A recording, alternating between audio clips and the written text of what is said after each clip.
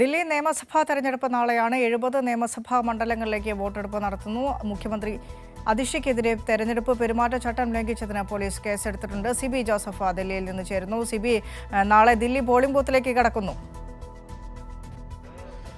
വിനിഷ, ദില്ലി നാളെ പോളിംഗ് ബൂത്തിലേക്ക് എത്തുകയാണ്. നാളെ 1.56 കോടി വോട്ടർമാരാണ് പോളിംഗ് ബൂത്തിൽ തങ്ങളുടെ സമ്മതിദാനാവകാശം വിനിയോഗിക്കാൻ പോകുന്നത്. എന്തായാലും ഒരു VIP വോട്ടെടുപ്പ് എന്ന് തന്നെ പറയേണ്ടി വരും. കാരണം രാഷ്ട്രപതി ദ്രൗപദി മുർമുവും ഉപരാഷ്ട്രപതി ജഗദീപ് ധൻഖറും അടക്കമുള്ള ആളുകളെല്ലാം തന്നെയും നാളെ വോട്ടവകാശം വിനിയോഗിക്കുന്ന ദിവസം കൂടിയാണ്. അതുകൂടാതെ കേന്ദ്ര സർക്കാർ ജീവനക്കാരും ഉന്നത ജീവനക്കാരും അതോടൊപ്പം തന്നെ IAS ഉദ്യോഗസ്ഥന്മാരും MP മാരും അടക്കമെല്ലാം തന്നെയും ഇത്തരത്തിൽ വോട്ട് ചെയ്യുന്ന പ്രധാനപ്പെട്ട ദേശീയ നേതാക്കളെല്ലാം തന്നെയും നെഹ്റു കുടുംബം, രാഹുൽ ഗാന്ധിയും സോണിയാഗാന്ധിയും അടക്കമെല്ലാം തന്നെയും പ്രിയങ്ക ഗാന്ധി അടക്കമെല്ലാം തന്നെയും പോളിംഗ് ബൂത്തിലേക്ക് എത്തുന്ന ദിവസം കൂടിയാണ്. അതുകൊണ്ട് ഒരു VIP വോട്ടെടുപ്പ് എന്ന് തന്നെ വിശേഷിപ്പിക്കാം. എന്തായാലും വളരെ വലിയ പോരാട്ടം തന്നെയായിരുന്നു ഈ കഴിഞ്ഞ 2-3 മാസമായി ദില്ലിയിൽ ഉണ്ടായിരുന്നത്.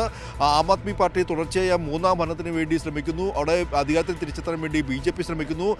കോൺഗ്രസ് ആദ്യഘട്ടത്തിലെല്ലാം തന്നെയും വളരെ വലിയ രീതിയിൽ പ്രചരണം നടത്തിയും പിന്നീട് ഏറ്റവും ഒടുവിലായി വരുമ്പോൾ ശക്തമായ ത്രികോണ മത്സരം എന്ന് പറയാൻ കഴിയാത്ത രീതിയിലേക്ക് കാര്യങ്ങൾ BJPയും ആം ആദ്മി പാർട്ടിയും എല്ലാം തന്നെയും വളരെ വലിയ രീതിയിൽ മുന്നോട്ട് പോകുന്നു. ഏറ്റവും അധികമായി AAP ലക്ഷ്യം വയ്ക്കുന്നത് തങ്ങൾ ഈ ജനങ്ങൾക്ക് നൽകിയ പദ്ധതികളെല്ലാം തന്നെയും അത് ഗുണം ചെയ്യും, വീണ്ടും ഒരു തുടർഭരണം ഉണ്ടാകുമെന്നൊരു പ്രതീക്ഷയും ആത്മവിശ്വാസവും നൽകുന്നു.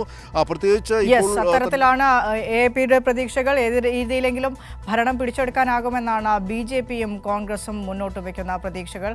നാളെ ദില്ലി പോളിംഗ് ബൂത്തിലേക്ക് എത്തുന്നു. ശനിയാഴ്ച 8-ാം തീയതിയാണ് തെരഞ്ഞെടുപ്പിന്റെ ഫലം നമ്മൾ അറിയാൻ പോകുന്നത്. സിബി ജോസഫാണ് ദില്ലിയിൽ നിന്ന് വിശദാംശങ്ങൾ പങ്കുവച്ചത്.